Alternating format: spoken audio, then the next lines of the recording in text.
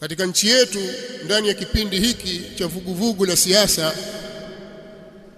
kuna viashiria vingi vinavyojitokeza vya uvunjifu wa amani,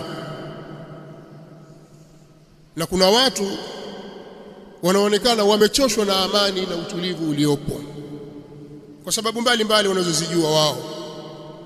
Kwa hiyo wao wanaona kwamba kile walichokisimamia ndiyo sahihi hata kama amani itatoweka katika nchi zetu. Amani ya nini bwana? Amani ya nini bwana? Hakuna haki, hakuna uhuru, acha watu wafe.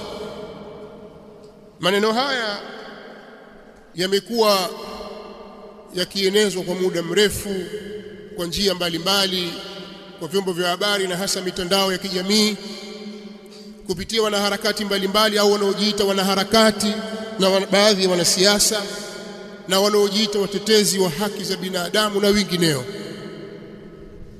bali hata baadhi ya viongozi wa dini wakitumika katika kulisimamia jambo hili.